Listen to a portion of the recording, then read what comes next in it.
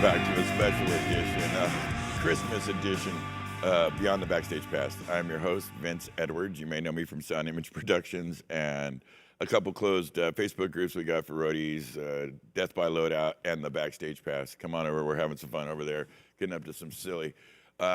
This evening, I've got my war veteran, injury-laden, wonderful guest host. Oh, you're not a guest host. You're actually the co-host of this show. His name is Kyle Thomas. Give it My up to God. him. I'm stumbling, man.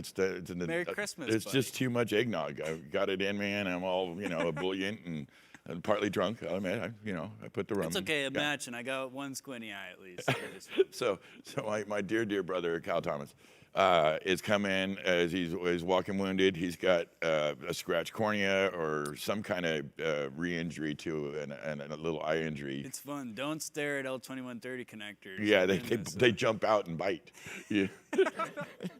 That's why safety glasses, man. Wear safety glasses. Oh, I've It's learned not a good now. look. It's not a good Safety look. glasses always. I just wear glasses always, and just by virtue of they're just there, it stops quite a bit of shit getting in No, my. you got them built on your head, man. They kind of, it's glued on. People think it's just for the show. It is not just for the show. Everywhere I go, what is it?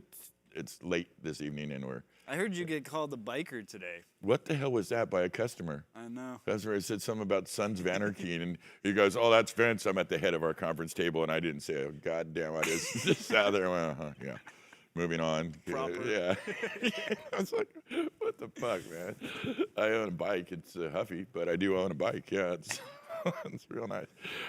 Listen, man, I'm sorry about the eye. I had this recently, a similar thing, I think maybe less, and it was friggin' aggravating as hell for like 3 days. I just wanted to pull my own It's hair out. lovely. I'm here. We're fucking moving on. You're We're doing good. really good. You're doing really good. How was your little bit of time off that you had recently? Oh, it's great, man. Yeah. It was nice to step away from audio. We've been so involved the past couple of months, so taking a little break from it, getting to see some folks, Yeah. Always nice to take some time. Well, I'm glad they were lucky to have you, and I'm sure you had some good times and good. Absolutely. I mentioned it, so we got the Halloween. What is it? What are we? Christmas. Oh, we're in Christmas. I don't Look do behind you, holidays. dude. I just looked We got into the candy screen there. canes on But the there's candy things. canes. Mikey put some candy canes up and some pretty colors on the Anya, and we've got Look at that a very special show for you. He's on the wide shot right now, so let's just get right to it. Thank you, Kyle. I've got this guy. I love this person. This is a dear friend. There's virtually nothing I wouldn't do for him. I'd murder somebody for this guy and bury the body. I'd even dig the hole. I mean, like I really would. That's how much I care about this young man. He is a dear friend, probably the smartest person I know in so many lanes, extraordinarily accomplished, leader among men, and a true loudspeaker design legend. Tonight, just for you, as a Christmas gift, we have Bernie Broderick in the house. How are you, Bern? Look at that jacket. Look at man. that like this? race car, boy. You like this? That is Fancy. some Christmassy shit right there, buddy. Just landed from Switzerland. That is very nice. Yes. You classy son of a Yeah. bitch, you. So we're really happy to have you. And Thanks, guys. I see you around the house all the time. We work together and we share space, a lot of time. And your thing is, you've been on the show before, and we always talk about you just work. You're just a head down, coming up with ideas, realizing these visions and these things based on whatever the current circumstances are that make the most sense to go in this direction or that direction or that direction. Let's start out with how have you been doing, COVID-19 and all that. Yeah, good. I mean, as I've talked about before, the COVID is kind of almost like a mixed blessing for me because it kind of halted the industry, which in turn gave me a chance to kind of catch up and do a lot of things that if things were status quo, maybe I wouldn't be as far along as I've gotten, but all things being equal, it's hard to say that it's been a positive experience, but I guess in my case it has been. Well, you always kind of business, and you've designed some of the most utilized sound equipment, loudspeaker systems in the world.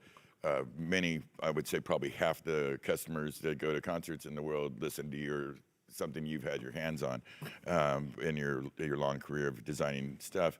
Let's talk origin story real quick. We just gloss over. We've done it before, but let's just, for the people that don't know, Bernie Broderick came up. You kind of did the musician route. You did all that quickly through that, but then you landed in the audio world. Yeah, yeah. Real brief. I was. It was a segue because as a band leader, I ended up buying my own sound system, Yeah. lighting, truck, and everything, so we could save money on renting. Sorry. Um, and then the band thing started to kind of peter out, and I wasn't really that interested. I was approaching 30 years old. Didn't really want to keep going that much further. And so I had all the gear, and I turned it into a rental company. So then I had a rental company called B2 Systems, Broderick, B Squared Systems, Yeah. which I ran up in Canada for about 6 or 7 years, and did quite well with it actually. But it was a lot of work, and got offered to be bought out. So I sold, then went back to the kind of the road touring. Did a bunch of work with some great bands back in Canada as front of house sound engineer, and then finally just segued out of that and started doing product work. The first thing I was offered was a gig with Adamson when he was first designing the first Y-axis PA. So Brock brought you in. Brock called me and said I could really use your help. We knew each other. He knew I was a speaker geek. Yeah. And he was building this system. He needed help. The company wasn't in good shape at that time, and so I went in, and together the two of us on pizzas and couches and whatever, we just worked our butts off for a solid year until we got this Y-axis, the original Y-axis design finished, which system. arguably saved the brand. I mean, That's true. Yeah. Yeah, he was really going down hard, and this box revived Adamson and helped get them going again. Shined a lot of light on the company. It did, yeah, and it was a great box. Yep. And then he went on, Y10s and everything else he did. So they really propelled after that, and I was really happy to look back on and see it. But then I was headhunted by VDOS, L-Acoustics. Of course. The great L-Acoustics. Yeah, with Jeffrey Cox down in California. So, dangling the carrot of, we'll relocate you to California, we'll pay all your expenses, blah, blah, you give you a great job. And I'm like, who doesn't want to go from easily bought Bernie Broderick. Ajax, Ontario to, Southern California. So that was the jump there. Yeah, very logical move. Did a lot of stuff with L-Acoustics over the years, really kind of carved a niche for myself in the industry down here, which is why I took the position in the first place, because Canada's kind of limited in where you can go. And that all seemed to pan out really well for about 6-7 years, and then I was headhunted again by EAW. Yeah. And then subsequently spent 13 years with EAW before I decided to leave there and do things on my own. What would you call your biggest accomplishment at EAW? Biggest accomplishment? Well, I mean, definitely, without a doubt, the Anya system was the pinnacle of my intention when I went there. Yeah. At the time, EAW had, I think, the KF760 line array, a variety of other schmatterings of decent stuff, but they really didn't have something they could hang their hat on as being their tour de force. Yeah, their signature stuff. Yeah, and so EAW, always being an engineering-driven company, wasn't being viewed that way anymore because they'd been steamrolled over by the Myers and D&Bs and L-Acoustics and stuff, and they really weren't getting the prowess anymore. So that was kind of a mandate that was established where we would reinvigorate EAW's touring market by coming out with something that was so far ahead of its time that the industry couldn't help but take notice of the prowess of the engineering staff. You guys, nailed it. I mean, there was a couple of initial things that had to be sorted out, I guess. Always bugs. Yeah. It was something that's network heavy. The challenges with the engineering were so immense. Oh, it's massive. What you brought together. I mean, it's the system that's behind me. Of course, that's a lead wall, and it's a simulated Anya system, which of course is just. We got the real one. Yeah, we got 48 boxes, I think, or so in the back.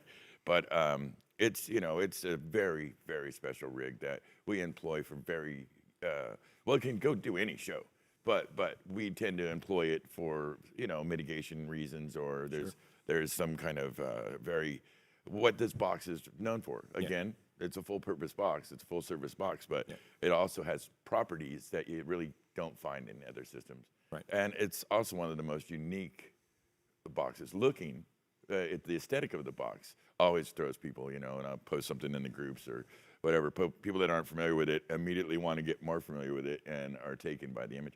It's design. Just real quickly, and we're going to move on because I want to get to the work you're doing now. Sure. But just as a foundational thing, can you give a quick breakdown of what one of the cabinets contains? What's in one of these Anya boxes? Well, there's 22 drivers. I'm sorry, what? How many? That's a dozen and almost 2 dozen. Almost 2 dozen drivers in one cabinet. Yeah, Okay. there's 22 drivers Yeah. in each box. There's 2 15s, 6 mids, and I don't know, I forget now, 14 high frequencies. Yeah. That wasn't about power. That wasn't about output. That was about incremental control. Yeah. So by dividing up the devices, it's the same as if you look at a low-res television versus a high-res television. Well, that was the approach. Was let's consider a 2x15, 4 mid, 2 horn line array to be low res. And so we went high res on it so that we could have more incremental control over all the devices, because it also has 22 channels of amplifiers and 22 channels of DSP. So each individual driver in a box has its own amp channel and its own DSP channel. Yes. So when you back that all up to software, now you have incremental control over 22 elements in just one cabinet, and the typical arena rig is anywhere from 12 to 16 boxes on the main hang aside. Yeah. You do the math. Yep. That's a lot of control. A lot of control. A lot of control and a lot of processing power in one little It setup. is. Yeah, and in the hands of a learned, I'm not going to say skilled, I'm going to say learned operator, somebody who's taken the time to sit down and understand the software, because the software does all the heavy lifting. It does. It really does. You just got to know what it is you're after. What are you practically trying to accomplish, and then the software will do all the heavy lifting for you and give you repeatable results. That's what it was all designed to do in the beginning. It wasn't designed to be some techno marvel, only a few people can run it kind of thing. It was supposed to be understand what you're after, your principles of your deployment of your system, and let the software do the math. The math doesn't change. No. It's always the same. Yeah, no motorized speakers in this case. No motors. It's all DSP driven, based on phase relationships and gain relationships and things like that, and spacing and all those kinds of well-known, well-documented line array mathematics. So there's But there is a kind of it feels like when it's being operated right in a restrictive, a prohibitive kind of environment. like a mitigation. Yeah, country clubs or downtown SF in the AT&T Stadium. It has an ability to throw where you need to get the coverage you need and drop off, which in places where we have issues with local restrictions and neighbors and so on and so forth, where it's kind of priceless. But it's also just it's the clarity in it. When you're, I know that some of the engineers that we've had come up against it, or they come with a preconception, it seems like, and they fear it sometimes. Yeah, one of the funniest things I hear, or I did hear on a regular basis, was I can hear the phasing, or I can hear this, or I can hear that. I'm going, you just don't really know. You just don't really know how to respond to that, And you can stand there and walk around on a concrete floor, and you can hear the bounce and the resulting comb filter from the floor bounce, and you can hear that. But you're trying to talk to people who already have this preconceived kind of idea, and they try to be subtle about it sometimes, But it's like, I don't know what to tell you, man. I just don't know. To this day, I really don't know how to convince someone otherwise, to the point where they'll go, you know what, you're right. It's like an internet argument. Once they've kind of got that locked in their head, the only thing you can do in those instances, which is a great conversation about brands, is get enough evangelists as you ramp up, so that the wave is strong enough that plea with it. And I think that's a big deal. Before they become smarter than smart, as they say. Smarter than smart. Yeah, well, I mean, smart as a software, if that's what you're referring to. I mean, we talked about it earlier. There's two things. There's tools, and then there's how you approach audio in general.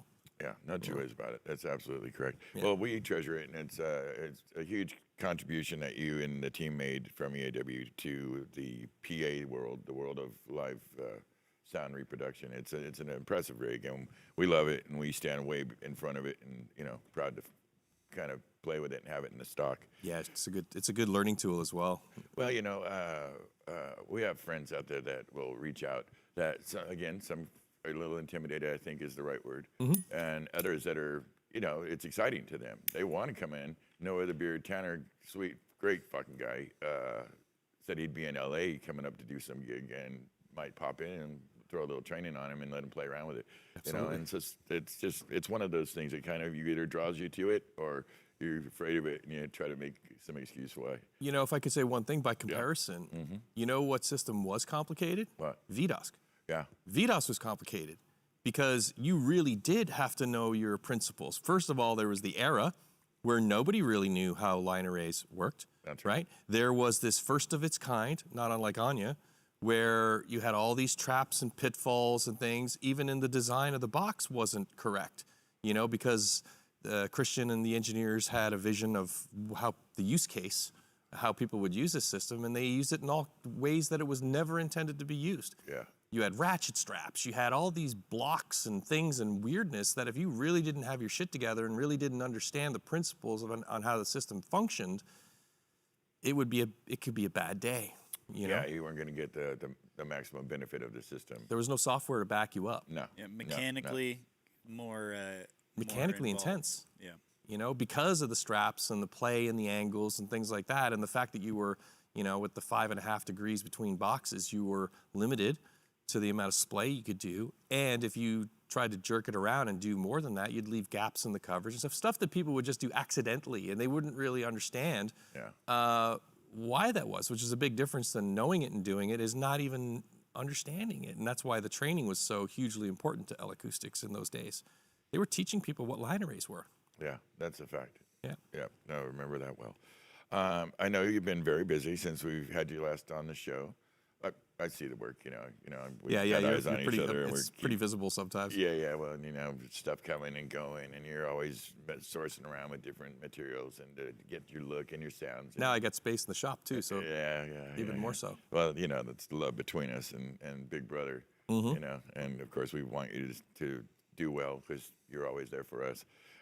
Tell us, again, you've been very busy. Tell us what you've been up to. So, I guess the couple of times that I've been on the show has kind of been vision of a ramp-up process, where the conversations we had, the things that I was displaying were all things that were in the works and I think ideas. the last show we did, we talked about the air motion transformer and a couple other components you were really attached to. Right, yeah. So things that I kind of licked and, put my stamp on because I felt that they were important and things that I wanted to capitalize on because of their uniqueness. Well, and somewhat overlooked technology that's not really new, but it's rather old. Not utilized well, not put into service. No, a lot of that has to do with economy, I think. And, the air motion transformers, by and large, are more expensive than a comparable compression driver. Sure. And so, like the guys at Alcons with the ribbon drivers, I decided to take the air motion transformer, put my stamp on it, and do co-development. Yeah. So it takes designs, it takes other people outside of the company that makes the devices to help push the envelope of what the devices can do. Right. If you just leave it to them, they're engineering in a bubble. They don't know the use case. They don't know the applications, and unless you're constantly feeding back information to them and saying you can improve here, you can improve there, then a lot of these really unique and wonderful devices, and I mean, you guys have heard them, you've seen the traces, you understand the technology. I mean, there's, from a listener standpoint, from a layman standpoint even, it's terrible that these devices have not been capitalized on already. Yeah. Well, the first time I saw it, it looked like, you'd see in a studio like a near-field monitor for maybe a ribbon tweeter or something. Which is where they've survived, right, in small speakers. See, they're not compression loaded, so their sensitivity is not as high as a compression driver. So when you put a comparable compression driver spec sheet on a table and you put an air motion transformer spec sheet on a table, it's like, well, the compression driver wins all day long because it can do X number of dB, 1 watt, 1 meter, and the air motion transformer is going to do less than that. But spec sheets are an interesting phenomenon because it states that your Ferrari can do 1,000 miles an hour. That's what it's basically saying. Where I go, well, even though it can do 1,000 miles an hour, I'm 75 miles an hour on my streets. Yeah. How fast can I really take that car? Yeah. And so I look at the air motion transformer in the same way, in that, yeah, it may spec lower on a spec sheet, but how loud does it need to get to do a show? Especially when you're using them in line arrays and stuff, where you can have 24, 48 of them in a line. You know what I mean? Like, that's a lot of Fair. But the resulting frequency response, phase response, transient response is so far above and beyond what a compression driver can do. And it's just incredible that it's literally a folded circuit board. It's basically a folded circuit board, yeah. It's pretty amazing. Yeah, it's Oscar Heil, I think his name was, back in the 40s or 50s or something like that. Of Heil fame. No, I don't know, all the Heils get into audio. I don't know how that is. There's German Bob thing, I Heil, think, Christian you know, Heil, yeah, Oscar yeah. Heil, He's a good bit. all these guys. But they're not related in any way, shape, or form. But just a really clever application of materials and understanding. And it works. I can't speak highly enough about it. I mean, it brings out something in music that previously I was not familiar with. And it makes it hard to listen to regular PAs now and regular speakers. Well, let's back up a little bit. Yeah. So in the beginning, you founded Truth in Audio. Yeah. It was created to be an educational opportunity for up-and-coming sound engineers and folks in the industry. Right.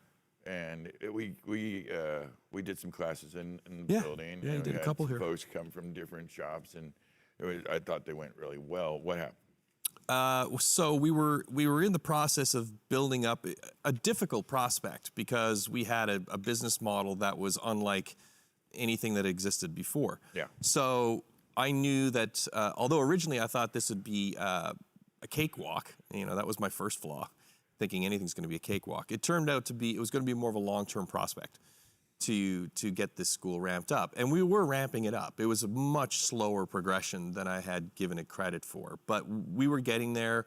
And then the pandemic hit. Yeah. And so we were basically stopped in our tracks because in order for our business model to work, we needed to go to rental companies. We needed to be in front of, 20, 30, 40 people at a time.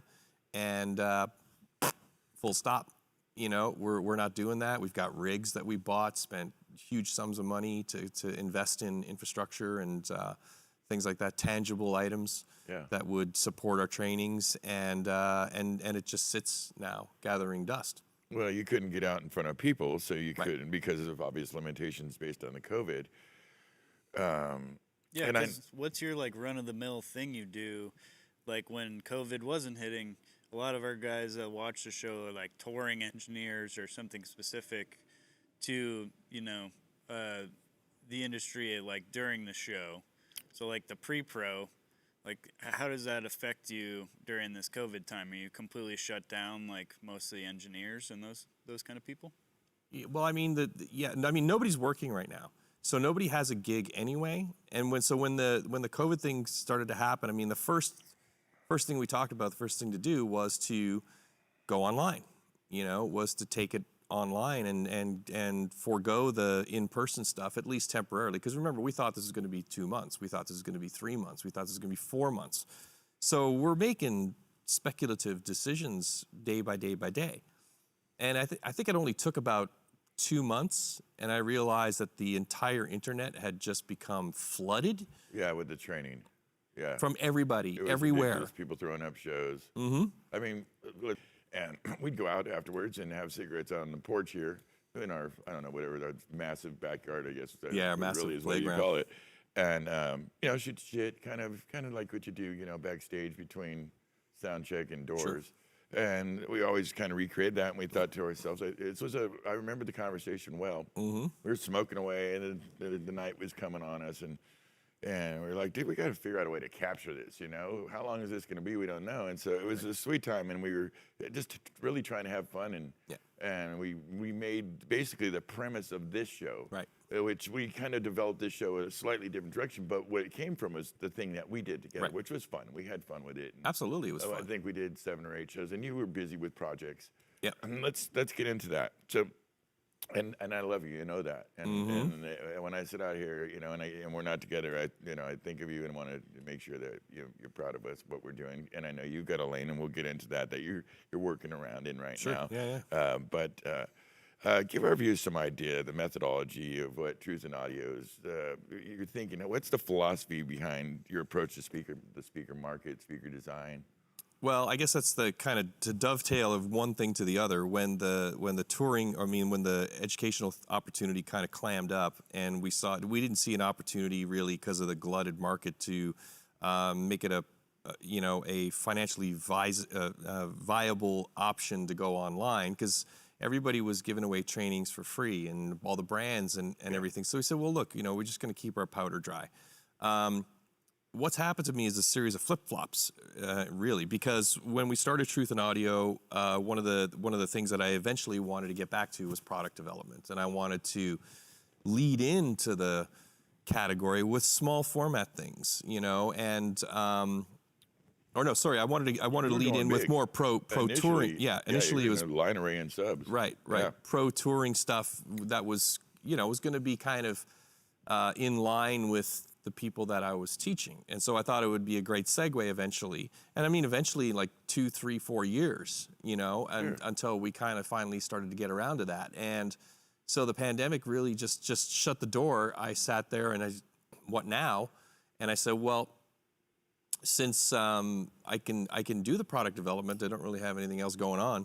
I might as well start jumping in and seeing, what I can kind of muster up. And started pulling out old notes and ideas and things that I've had for a lifetime.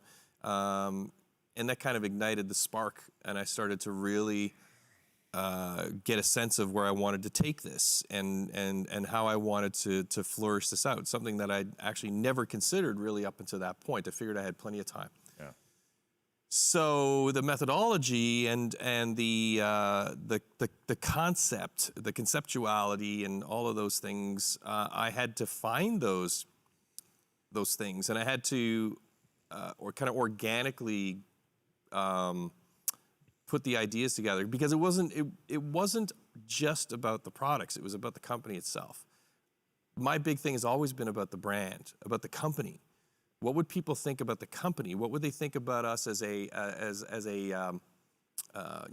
organism? Let's just say. Sure. Because when you think about certain brands, they reflect certain things in your mind. Acoustics and JBL and Meyer and I said, well, everybody that's anybody in this industry, as far as a company is concerned, when you hear the brand, you get a sense. You already have a predetermined sense of who they are. Who are we? Who would we be? And I said, well, we are Truth in Audio still, There's no reason to deviate from that, whether it was based on education or based on product. My business ethics, my kind of moral code should be reflected in the products. And then on top of that, I said, well, maybe everything about me can be reflected in the products, and that's my niche. Having a long history with motorcycle racing Your and design sensibilities you're talking about. Yeah. Kind of the way I would approach everything. I would look at it as exotic, like Formula One. Yeah. I would do things because they were the right things to do, not because they were the cheapest things to do. And then eventually just let the market sort it out. Let the market decide, because I never wanted to be, and nor do I ever want to be a large brand. I don't want to hit those big guys. I don't want to go anywhere near that. I don't do this for the money. I do this because I'm compelled from something else, from somewhere else. Although the money would be nice too. Some money would be nice. Yeah. But I don't want their money, because their money comes with big problems. Yeah. Well, it's nice because you have the type of ethics in a person that is going to push the technology in our industry forward instead of just trying to capitalize on it. I'd like to I'm think not so. shitting on anybody, but No, I'd like to think so. I love the idea of that, and Well, when you have a product manager, and I've worked with these people for 25 years, so I'm very in touch with the way the mechanisms of the gears work. Yeah. And a lot of times it's based on who's making what. Who's making what? How much money are they making off the products? And is it worth duplicating and making our own version of it? That's why line arrays became so prevalent. That's right. Where I looked at it from a different approach and said, what does the market need? What's missing? Where's the hole? Where did people miss things and stuff that was useful to them and would provide an aesthetic and a functionality that, based on whatever reason, whether it was money or lack of engineering or whatever, you passed over. And so that's where I think my age helps, where I've been around since the old trap days. So I've seen a lot of equipment in my lifetime, and I've seen a lot of things done right and seen a lot of things done wrong. So I kind of took that approach, and I said, okay, game on. Let's build products that make their own statements, and they don't need to have a bunch of marketing hoopla attached to them. If it's not obvious to you when you see and hear the stuff that I make, then you're just not right for the brand. If you can't grab onto it and say, okay, I get where you're going with this, I get what your thought. If you stand there and you go, well, it's too expensive, or why didn't you do this, or why didn't you do that? If that's the path you follow, doesn't mean you're wrong. It just means that you're not right for what I want to do. Yeah. People who will see my stuff and understand, well, they'll just get it. It's like, oh, I get it. It means maybe there's a certain level of knowledge that they have, a certain level of trust, but a certain level of inspiration. Yeah, people that want to, They seriously want. high quality product, but They it's want. also at this point handmade and, to exacting standards. And that brings me around. I've, of course, been around for many of your developments, which are fascinating and always, top notch. How many products have you designed over this? It's been about 10 months, I guess. Huh? 10 months, yeah, close. You've been a busy little bee. Been busy. It's not uncommon for you to work till 2 in.the.morning. No, Pretty regularly, frankly. I like it. I like it. Yeah. I do it because it's a passion. I'm not out there like, oh, I need to go to bed. If I'm tired, I go to bed. Yeah. I just keep working because I enjoy it. I thoroughly enjoy it. It's like I've got, too many ideas and not enough hours in a day. That's always been what I would say that it's your curse right there. Yeah. I ping around all over Yeah. the place, and some of it, like you said, is based on what can I do right now. Yeah, Whether sure. I'm waiting on parts or waiting on paint to dry or whatever. Right. I'll switch lanes and work on something else. But eventually, it all gets there. It's just sometimes things slow down on one side and they speed up on another, but the work never stops. There's always something being developed. How many products you got so far? I think there's probably between 6 and 10. Yeah, I would say products. 8 is what I was thinking. Yeah, so it's pretty crazy. that are done. A product a month. The hell, dude. Which is good considering that a minimum of a year to develop one product at a brand. Oh no, you're breaking like land speed records in this shit. But at the same time, it has to be understood because I don't want to minimize your efforts. Yeah. I don't want it to sound the hours that you put in. Yeah. And the ability. A normal man, and I mean this in the most flattering way possible, would have come up with 2 because of some of the restrictions you just mentioned. Right. You just aren't stopped by that. You can process information, in my opinion, you can process information much quicker, get to an end product quicker, and an end result, a viable, marketable commodity. And the proof's in the pudding. I mean, these are words, but in a minute we're going to go on a little show and tell. A little show and tell, a little Vanna White, yeah. And we're going to fuck with some heads because that's what we do, and that's what you do, and you make some amazing stuff. Well, I think that the racing background really helps. My son started racing when he was 8. He's now 24. Yeah. And so as the team owner, team dad, everything to him, everything to the racing, we went from the back of a pickup truck all the way up to racing pro. The discipline required to work in that field, where every fastener is torqued to a specification, where every cable, line, wire is Life and death. It's life and death at 150 plus miles an hour. Right. That has an impact on you as a human being, and you find it really difficult to break those habits. Like this work ethic, this long hours type of stuff. I mean, this was routine for me during his racing years, where we would be up all night rebuilding a crashed motorcycle or changing a motor, or this was not uncommon. And this stuff doesn't get slapped together. This stuff gets broken down. Everything gets cleaned. Everything is tested, measured, torqued, and put back together again, only for him to go out and probably throw it down the racetrack again the next day. Sure. And then rinse, repeat. It's a part of the game. It's a part of the game. Yeah. So you do that for long enough, and that really becomes your MO. Absolutely. So basically, you're designing at a pro level, allowing that to trickle down into the integration market and the home sound market. Is that what I'm hearing? Yeah. So if you look at the various markets, let's look at integration. Let's look at Sure. We're doing a big integration consumer project this week for church. Right. And this is a very strong lane of the audio market. Sure. Some of our audience may not understand that, but it is. I don't want to talk down, but there's lanes in what we do. And the three that I just mentioned these are vertical markets that could have a little attention paid to them, different than the existing vendors that service these markets traditionally. I think so. I mean, when I looked at the three verticals. That was clean how I said that, right? Yeah, it was clean. That's clean. The three verticals that you mentioned, I looked at that at practically, and I said, well, if I design and build at a pro level, that should be good for integration and consumer, don't you think? Yeah. Right? Like if you build anything as a pro grade part and you apply the right aesthetics and cosmetics, then we know that the science and the guts are going to last forever in a home stereo or in an installation or whatever. I mean, you know, we deal with the most robust of equipment in touring and stuff like that. So, or sometimes in touring, because of the robust nature of the rig that has to be to travel and go through all that it does, it seems that sometimes sacrificed is the aesthetic qualities. Sure. But sometimes there's some engineering reasons for that. But that's where I find you guys shifted the game with Anya. And it's always kind of been your brand. It's always kind of been your way. Whenever you get involved in a project, there's it's going to kind of be slick as well as functional in the most arduous of setting. It's the last step. It's got to be. You know, it's the last step. And just like guys with smart computers, sometimes they just put the computer away and no systems get tuned.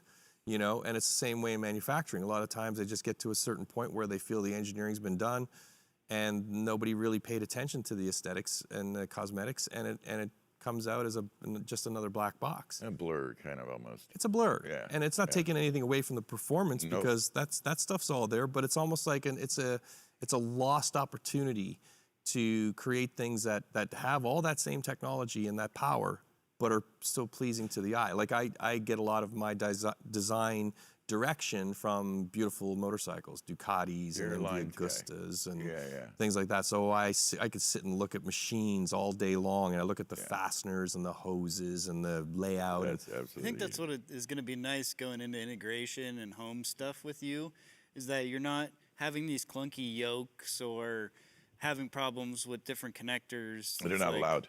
It's not allowed in his designs. You know what I mean? Sleek. You look at these things, man. That you see nothing in them. Yeah, well, I mean, it's not like the audience. It's an exciting thing. They're unique. They're one of a kind, and they're special. And these have been purpose built. Let's get into this. Yeah. I know you have a lot of stuff in the queue. This is something I know. Yeah. I see you have several completed products sitting right here with us. Do you want to talk about it? Yeah, absolutely. I'm going to let you decide how you want to break them out, because these are operating, they're going to configure together, but they operate kind of in their own lanes as well as standalone products that can be sold in the integration market, the prosumer market. Talk to us about it. Yeah, so these are your babies. Yeah, so there's some of the stuff. I mean, if people are new, they haven't seen this before. But if you've seen previous shows that I've been on, then I've brought some of this stuff out. Well, you brought some of the bigger brothers of the things that we've seen before, I think. Yeah, so these are the air motion transformers. There's a couple of them. I mean, I have three or four different ones that I'm using right now. But basically, I've got a small, medium, large format from a couple of different brands. And I think the simplest of all of the stuff that I have here is. I love that speaker. I know, right? This is That's a great looking speaker. This guy, I don't know if it shows up in camera, but it's had a rough life because this was one of the original protos, and it's been put through the ringer. What's the finish on that? It looks like a beautiful grain wood, but I think I actually know. Tell the folks at home You're what it being is. coy, aren't you? Just, playing the game. Well, that's kind of where I was going to go with this. In that you look at it, and it's a simple ceiling speaker. So. But the big deal, your thing right? is giving options. Right. Yeah, that's what you're about. So I looked at the common ceiling speaker. Yeah. First of all, it needed to perform. So I gave it a great driver, bass driver in here, 6-inch driver, and I used the smallest of the air motion transformers. So here's where engineering meets aesthetics and cosmetics. The air motion transformer is going to work best if you don't put anything in front of it because it can reproduce such high frequencies. Yeah. So because of that, I wanted the face of the air motion transformer exposed, which led me to put it on the front of the grill. Yeah. So right there's a styling cue. So now you look at it, it's easy to tell who made it because it's got a distinctive thing sitting right in the center of it. And so I kind of kept going down that path, and I said, you know, one of the things that really bugs me about ceiling speakers is the lack of cosmetic options. They're almost always white or silver. White, silver, black, you know, and so maybe some people will throw some, you know, swatches out there. Maybe there's a couple of different colors or anything like that, but they're really looked at as a commodity item. Yeah. You know, cheap, you know, poorly performing or barely performing. I want pink skulls burn. Right? So I looked at again, so this is where the automotive racing stuff starts to join up in that I know about a lot of different finishes and a lot of different techniques. And I said, you know what, this is a perfect candidate for hydro dipping. Yeah. And so that's what this is. This is a sample of a hydro dipped chassis, and even the faceplate for the air motion transformer has been hydro dipped. Yeah. So now your choice of cosmetic for the ceiling speaker is endless. You know, as long as the design, the film, and even at that, we can certainly look at custom films. If you have, if you want carbon fiber look, if you want wood look, if you want. What about the pink skulls? Yeah. Pink skulls, pink skulls. Whatever. Yeah. You know, through hydro dipping, we can recreate that. You know, so and this is not even finished yet. So this is a passive ceiling speaker.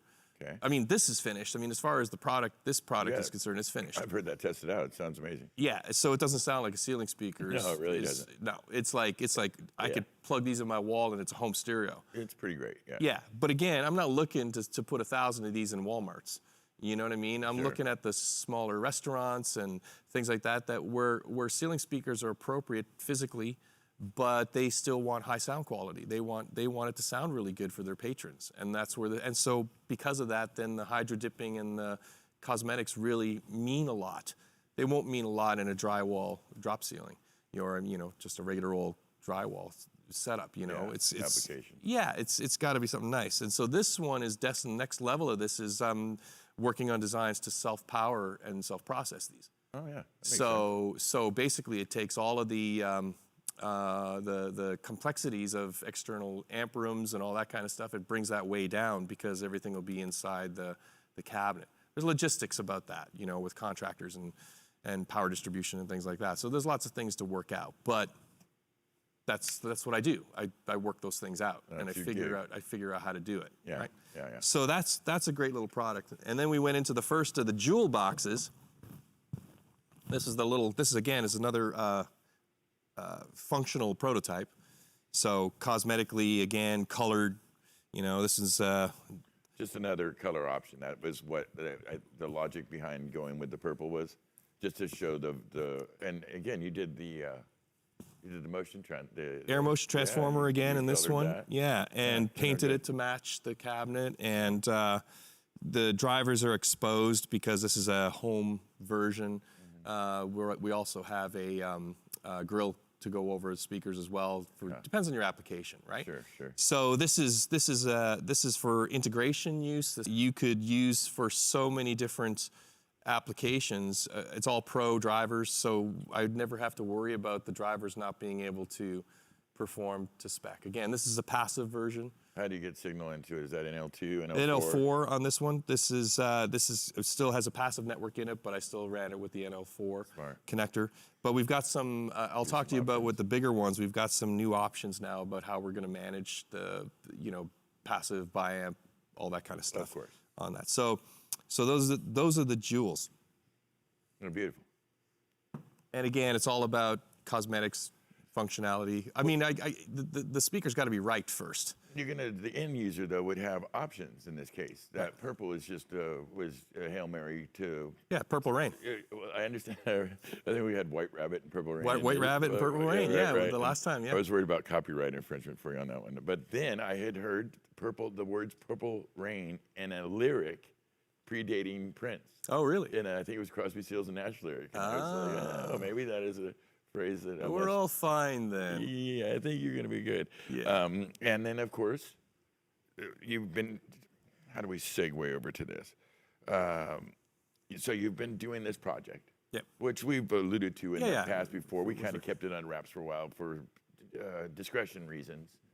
And it's now free to speak widely about that, right? For the incomparable, the Hall of Fame drummer for Def Leppard, who's got I'm drinking one of his beers right now. Yeah, Def Leppard beer, absolutely.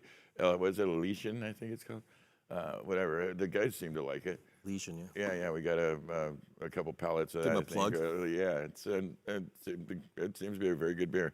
But he's a sweetheart of a guy. He's been back and forth here doing some projects with us, and just kind of an exceptional human being. And his lovely wife, Flora Monroe Allen, who also an artist that's performed here and done some work. And we've got that benefit project that we are tooling up right now, and it's going to be coming out, I believe, is that the 23rd? January 23rd? Correct. Yeah, so keep an eye out for that. It's going to be a very exciting thing with a lot of special guests and wonderful music, benefiting roadies and stagehands in trouble. People like us who are underfunded and underappreciated in this bizarre world we're in right now. And so you've got, as a matter of fact, these things will be going out tomorrow, or I guess just following Christmas. Yep. To be installed over at Mr. Allen and his lovely wife's house, and that would be these tall boys over here. Yeah. Which are accompanied by a sub. And I think we're gonna have to move my lovely co-host here. Let me get over here and Vanna White this. Yeah. Yeah. So, Mike, you come in on this. Get over there, Vanna. Can you break it down? Okay. Like Yeah, do the okay. Vanna. Do the He's Vanna. gonna on make those it weird. things. You know he is. Color. Go a little good. You know you want these in your house. Oh man! right? If they understood Look the at this sub. performance, the Mike, performance we on gotta get this sub, Mikey's dude. gonna come on Oh, down with you. so Okay, so sweet. this configuration right here is I don't even really know how to explain it. You have to stand in front of it with it coming at you with the gas, really your foot on the gas. This thing is it's incredible. I don't have the words to right. I remember. Lost. But remember we hugged over it. Yeah. It There was tears. We had a moment of close interaction that is COVID prohibitive because I was so proud of what you'd accomplished with this and the testing, and it's the end result, which is now ready to go to the customer. Yes. This is a finished product here, and it's friggin' awesome. Like it's the level of volume is. I mean, you could lay down the first 8 rows of any given venue, I think, with this thing. I think people will find that hard to believe. Yeah, but it's actually true. It's aggressive. It's aggressive and clean and big and full, and it's covering a lot of bases. He's done a lot of the tech work on this to get this system, this configuration to be able to do what it does and to do it efficiently and clean. Yeah, because I made you take it through remember when we did it, we took it from EDM music to Steely Dan to Rush to AC/DC. I was trying to kind of push you know me. Get it to crack. Yeah, I wanted the floor to fall out of it, and it just never happened. We were putting some serious heat on it, and it was almost like it was saying, "Give me more." Yeah. And there was headroom in there. It had gas. You could still go, and I always say that to any engineer: leave room for yourself. You know what I mean? If you service the audience, but always leave a little room in there for when you just get that urge and just, And this thing's spectacular. What's the plans with this? Talk to me. Yeah, it's that's the Jewel 750. Yeah. We've called that line the Jewel line because we wanted to represent the pinnacle of cosmetic beauty and cleanliness and very streamlined. Yeah, very streamlined. Again, I thought it was vape-proof for some reason. Sorry? I thought it was vape-proof for some reason. Vape-proof? Vape? Proof? Like vape? Like vape pens? Vape? Yeah. It's vape proof. Okay. He's been injured in an All right, accident, right over and your so head. it's- He is, yeah. So, well, you said that earlier. You said something to he's somebody as a walking joke, and it went wounded. over their head. So he's good for those. I'm just gonna leave it as the. No, explain. Come on. Don't leave him hanging. A jewel pen. Oh, shit! Jewel. Dude, you're Now right. the Because- epiphany No, There but you that's go. like a teenager thing. You know, like we're old men. We don't, I don't have any smoke 'em either. relationship with Jewel. I'm an analog smoker. I too, only so- know of it because of a 60 Minutes interview where they really got up their ass because apparently they did a bunch of underage advertising and got all these kids addicted to these friggin' tobacco products. So that they flavored with grapes and strawberries.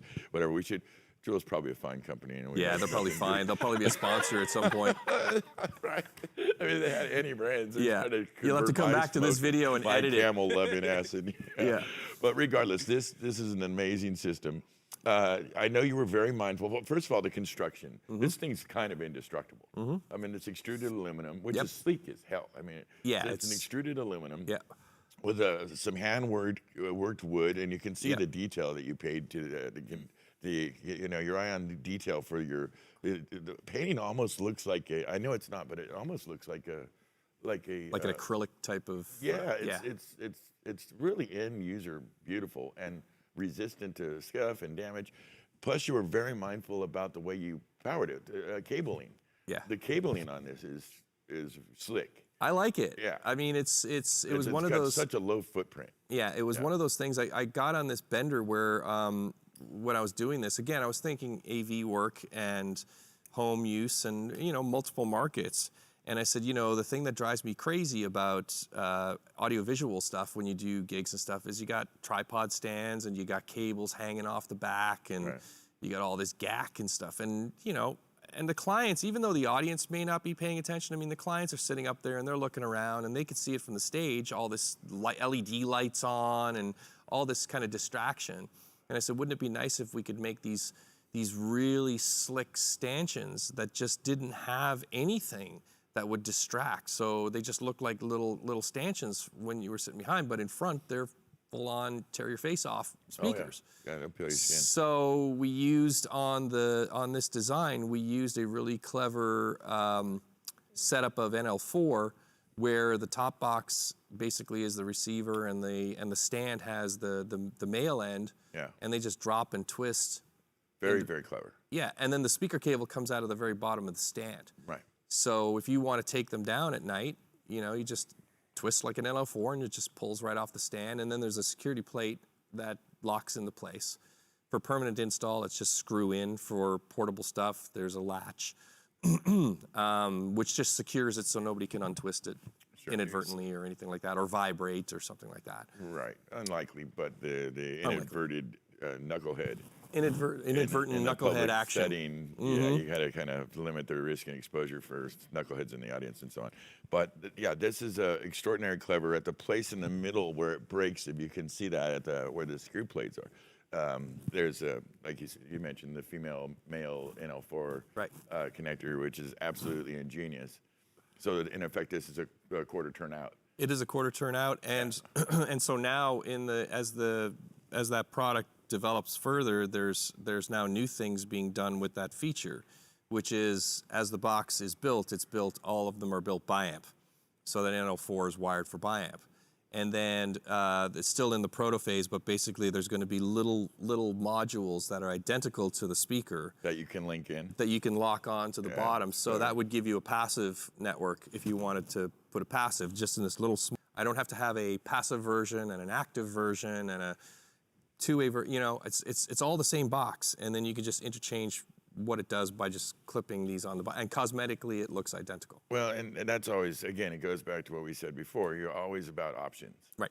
Color options, design options. I know that there's an option in this if you wanted to etch, for example. Yeah, the aluminum bodies. The aluminum bodies, you could turn that into pretty much whatever you wanted almost with the technology that's available to us today. And Right, fiber laser etching, yeah. Exactly, absolutely fascinating. What steps are you taking to bring everything to market? It's a very competitive market that you're going into. It's insanely competitive. Separate, Truth and Audio product from other vendors. Well, again, it's kind of backwards because we thought that over the years of developing the training curriculums and stuff, we would have built up a trust I guess, in the people that you know, worked with us educational wise, things like that. And I feel like I have a lot of people who trust me anyway. That I've been around long enough where I think people will give me an opportunity to. And then it's up to the equipment. You know, the equipment really has to do what it states it does. And but you know, when you get into consumer markets and things like that, it's a really tough business. So I think word of mouth now is going to be really important. Sure. Because we don't really have the ability to mass market and go out and do trade shows and things like that. So that's non-existent. But there's still a need for this equipment. And I'm just hoping that people will, as we kind of balloon out the website, we have the launch coming up at the beginning of the year. Yeah. Where in the first quarter we basically transition into, you know, full product onslaught. Yeah. To the market, and The focus of the website and your marketing will be product-based, right? right. I mean, right now it's pretty much education-based, the website, but Sure. we're transitioning it over. The education is still going to be there.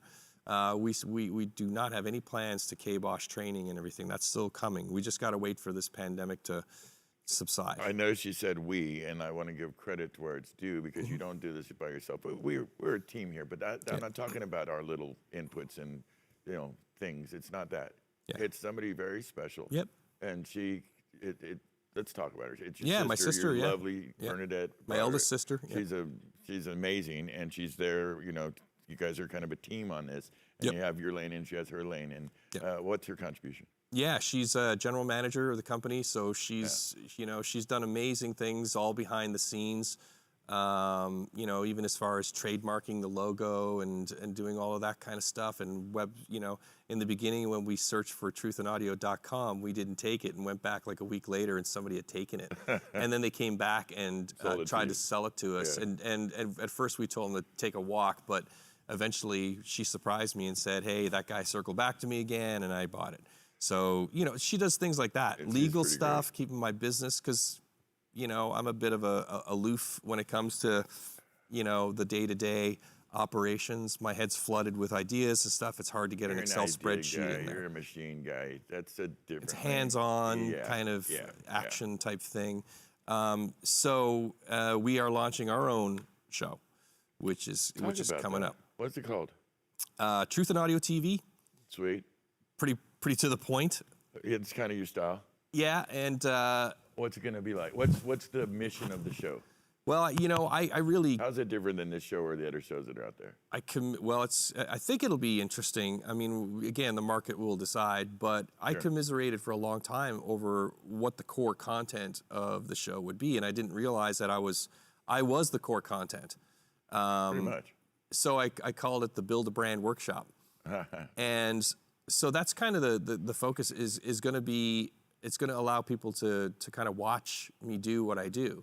And whether it's technology-wise or business-wise, ups and downs, where I'm at, how things are progressing, I think it would be really interesting for our industry, for people to see somebody not inherit a bunch of money and just go out and start a company, but actually somebody with not a lot of finances at their disposal, see the trials and tribulations and the successes and failures of coming up from ashes, from coming up from nowhere, and seeing where I could take it. There's no guarantees. I mean, I could crash and burn in the next 6 months. I have no idea, but that'll be the experience of the show. Is it gives me a wide variety of content to work with. So one day, like I said, it could be me working on something, or it could be me doing business or advertising or talking to somebody, you know, making a deal. And I think that's the most compelling thing I can offer. We've already done several interviews that are in the can with innovators in our industry. Can you tell us? Yeah, we did. We've had You're going to have on first. Jorge Serrano from BEMA for the air motion transformer. I know you're partial. Yeah. And we've got Dave Gunnis lined up. He's coming on. Mark Dodd from Celestion You is don't going to be aim on. low, do you, Burn? I don't aim low. No, baby. And so this gives me an opportunity too. I already did one with David Sullivan from Pioneer. Oh, sweet. Yeah, and I was really curious about them and their work, and you know, getting into the you know, dance club systems and things like that. And and that was an epiphany because I learned so much about the brand Pioneer, and and such a wonderful outlook as to what they're doing, why they're doing They've it. come a long way. They have. Yeah. And I didn't know that they were their skunk works were the people who built TAD. Yeah, the TAD drivers. I think I don't think the outward world knows. I think they think of them as, car speakers. Yeah, so did I. Yeah, yeah. And I don't, like you said, they're skunk works. What they're doing in R&D is pretty special. They've got some talent there. They've actually got if I remember correctly, David said they have a couple of the old TAD guys there, R&Ding drivers. Makes sense. For stuff they're doing Sure, now. yeah. But again, they have their lane that they want to work in, and so there's people like that I just consider to be innovators. And so now with the kind of the context of the show Secure, now I can bring in other people, presidents of companies, heads of marketing, heads of sales, and I could really get a much broader perspective than just tech. If people are interested in getting into jobs in marketing in this industry and sales and things like that, hopefully this is going to be helpful to them to understand some of the background of working these gigs. I'm going after some vendors because I need that lane here. The idea of this show, as you well know, is to highlight different disciplines in our industry. And I haven't had much in the way of manufacturers, so I reached out. So let's coordinate our guest list. So, well, I think that's what's complimentary about what we've done now is we started together. You segued off to do that. I had to get back to work and do my shit. Yeah. And now that I've kind of got a role happening and I could come back and do this, this is like a complimentary, where I'm dealing with the manufacturer side of things, and then ultimately manufacturers hand it off to the crew. Sure. And that's where you pick up and you're talking to those people. So it's going to be a great synergy because we'll probably learn things between the two styles of conversations as to how they synchronize with one another. Are the crew guys getting the things from manufacturers that they need, when they're out there? What are their gripes? What are the, it's going to depend on the manufacturer, Yeah, That's I mean, it's like I'm hoping thing. that some of these people will watch and say, hey, we should be thinking like this, or Sure. whatever. We should be stealing his ideas. It's going to happen. You're sitting in front of something I don't want to. Oh, yeah, that's the center channel is very special. It's the output on that thing's crazy. It's a cool piece. That's a custom piece. So I built that for Rick. What's more interesting probably than the speaker is the stand. The stand's pretty great. The stand is the. I'm digging the look on that stand. Yeah, it's the precipice for a couple of projects, but most notably is studio monitors that are coming. Makes perfect sense. So I've got a pair of studio monitors in the works, and that's one of the prototype stands for. Actually, I noticed you didn't drag it out, but you actually do have one that's Yeah, I got a friggin' couple. efficient and Yeah. sounds amazing. I got a and couple. for playback. It's And then we've got the line array, the mid-size line array, the hybrid sub. That's right. We've got a stage monitor that's going to kind of reformat what you should expect out of a stage monitor. It's a different approach, but got all these compelling designs. I just hope I have the time and the support to be able to get everything out. That's my hope. Look, we're Sound Image and the people here have gone to Backstage Pass, all your friends. We all support you.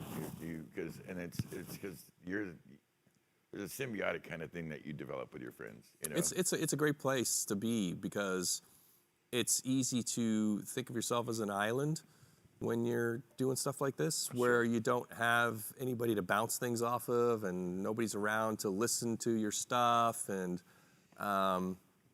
so it's wonderful to have technicians. Kind of a who's who of folks here off and on, and many of the guys that we work with aren't afraid to express opinions. Right. And I think everybody benefits from that. That's it right. seems like, and your products, Well, they certainly have. Yeah. And I don't think many brands out there can boast that they have a premier fucking rental company helping to guide the overall performance of the equipment you're designing in situ while you're doing it. That's right. It's like, well, let's just hire a sound company to take up a room in our factory so that we can go and get them to listen to shit when we make it, Yeah. So it's as a designer, you have ideas, you have concepts, but ultimately they have to be widely accepted. They have to be strategically displayed and understood. You have to, where I sit, you have to create the narrative. You have to, because you're doing things that are not like anybody else. So you have to come up with your own narrative for your products and the things that are important to those products, as opposed to we're just going to make something that looks like somebody else's stuff. So then we don't really need a narrative. We can just use their narrative. It's the same thing. I mean, how many times did you hear people say it's a line source, it's a line source, it's a line source? Well, the first people to utter those words were L-Acoustics That's a fact. in this kind of modern context. But it just became a catchphrase, key phrase for anybody who wanted to sidestep the discussion. Yeah, that's right. It's a line source. So we are now as good as L-Acoustics because we have something that's named the They same bellied as up them. to it. Yeah. Yeah. And which reminds me, we have God, how could I forget this? We have an Elisa style column, a big one, that's in the works. So that's full on. So if you're impressed with this, that's yeah, this thing's like bigger, all 5-inch drivers and the big air motion transformers and stuff. So I've seen the raw materials you're working with, and I have a sense of what it will be. It's And we crazy. work with the Elisa product here, and some. Yep. Well, when we were doing what we were doing, to compete with that, it's gonna call for all your skills and talent. Yeah. because it's a good product. it's a fantastic product. Yeah, I mean, and- there's no denying the technical abilities of L-Acoustics, but as great as any brand is, they always miss something. There's always something else. There's always another mousetrap. Yeah, that's And so we just kind of looked at it, and although I didn't really intend to go to mention, another competitor's product or that we were looking at it, it was just we already had the form factor. Well, you say when you do speak of another competitor, you're always very respectful. And, Oh, yeah, and it's you're not great. you're not really a thief. That's not what you do. No, You there's build no. from where the place where they've set the line, and you build from there. I'm not the first person to build a column speaker, let's No, face it. I'm not that's the right. first person to build a lot of this stuff. It's just that I just take it and break it all down and regurgitate it in my own head and come out with something with a different approach. Yeah. The concept of a column speaker is not new, but when you add the feature sets, the cosmetics, the things that I've added to it to improve upon its day-to-day, it stands on its own. Oh yeah, yeah. No, well said. I couldn't agree with you more. It's always fascinating to have you here, my dear. I love you. You're a true you brother, always. and the products you put out are impressive. I can't say this enough, guys. I have a pretty good ear, I think, and even for an old man, and the stuff you make it's beautiful. It's functional. Incredible. It operates at the highest level of any competitors out there, and it's singular. And one more thing, Give it to me. in case you thought that the day-to-day person was forgotten about, we didn't forget about the day-to-day person. We have a Bluetooth speaker. Ah, you're right. And you got 3 down payments. Where you got 3 of us were. Yeah. We fell in love with the idea and the look and the functionality of it. That the whole crew here and beyond the Backstage Pass is bought Everybody's into on. this because Yeah. we pre-ordered 3 of them. Yeah. Because they're going to be fantastic. It's the coolest project. It was like a gloves off kind of approach where I wanted something that was not like anything else out there. All I see is plastic and cloth and Yeah. and the same everybody's just regurgitating the same thing. And I said I want to have something like my Ducati where I could just sit there and stare at it. Well, If- they if all you- look the same too. I've noticed. I actually, yeah. I have one of the products you're referring to. We won't name it. Yeah. There's But lots but of they them. all kind of have taken from that one product's model, and they all kind of look the same. They all look Yeah. like cousins. Yeah. And yours is a departure aesthetically, but also performance-wise. Yeah. It's a much higher performing. The output, the quality. Yeah. It's a very different. I'm pretty sure I could, hit it with a baseball bat too. That's the idea. Yeah. It's also meant to be mechanically beautiful. Yes. So it's like I said, it was kind of a gloves off thing where I wasn't really. I didn't go with soft edges on this. I went with more of an angular kind of Tesla truck. You know what I mean? Like Sure. I wanted something that was so divergent from anything else that was on the market because it had to have there had to be an option for car guys and people who are more mechanically inclined. They like metal and they like carbon fiber and they Yeah. like cool racing fasteners and things like that. Like the on-off button is an engine start-stop button. Yeah. You're Things like that. They come And- with their own little pels and the whole 9, right? Yeah, Yeah. it's just- You like the final touches and the little add-ons. Yeah. And they're not going to be cheap. They're not going to be like your $79 No. toss around crap. But you You know get I what you pay for. Yeah, I think when you open it up and you see it and you put it there, you'll go, that's, to me, it's looking at the, the various prototypes and things that I've been putting in, it's like, that's like a nice watch. Like I don't need to turn it on. Just let me look at it for a few minutes, because look, it has this little thing and it does that little thing, and Yeah. and that's really what I want to get out of it, is I want to have somebody put it on a desktop or something and just say, I just want to look at it for a few minutes. Well, so often people are singular. I know I personally am. I'm kind of more the audible side. I don't have a visual sensibility much. But in this case, I think you operate in both lanes very effectively. Yeah. You have the ear and you know how to get it there. And at the same time, you're very mindful of the aesthetics of a thing. The feel. Yeah, the right. feel, Yeah, the tactile nature of a thing. Yeah. And so this is invaluable. And when he's done with the 3 that we've ordered here in the crew, we'll proudly bring them out and display them and show them off, because they're great. And they'll be distinctly different because we have those customizations. That Yeah, you can absolutely. He wants Pink skulls, man. skulls. Yeah, Pink skulls. He's got a hurt eye, so you got to make his first. Are you sure you don't want pink eye? No, I don't need He's got anything that else covered. in my No eye, Bert. help. Pink eye covered. Don't help him with the eye thing. He's covered. Thank you for coming out, Bernie Broderick. You know we love you. I'd be all hugging on you and shit right now, but Yeah. you might have the disease. My chick won't hang out with me, so I can't do it. But I would otherwise. I know that. I feel that in my heart, Okay. deep down in my soul. I love you, and I think the jacket's amazing. Yeah, this is pretty cool. My Came out all Simoncelli, my Christmas Super Sick. jacket. I hope you have a happy Christmas and a happy New Year. I'm ready to And kick butt. we know that we're big fans. Any future developments will you come back and share with us? Job back, let us know. What's that, sorry? If Santa brings your job back. He's Oh, on- yeah, if Santa leaves my job under He's the on tree. fire this one today. Yeah, if Santa leaves my job underneath the Christmas I've noticed when he's not feeling good, he can be a little ornery, and I love him. Don't tell Santa I'm pissed at him. Like we had like 6 or 7 runs at each other today. It was awesome. I love you, Manny. But you get all the way through to the other side. and Oh, absolutely. Yeah, no, he's my brother. Absolutely. I'd fucking lay down in front of, training in front of this guy. Yeah. Thank you, Bernie Broderick. All right. It was a pleasure. I do appreciate you. And I know you, listen, I had the similar eye thing, and it's fucking irritating as hell. So you're a trooper, dude. Seriously, soldier. Badass. I appreciate it. Good man. Thank you for showing up. Thank you for doing this. It's a special Christmas thing. It's a present to you guys. I hope you enjoyed all the information we passed around and the camaraderie between us. We are truly brothers. We do care about each other and the success and or failure of things. And we really try to do things that make sense. And Bernie Broderick is the testimony to that. We love the man.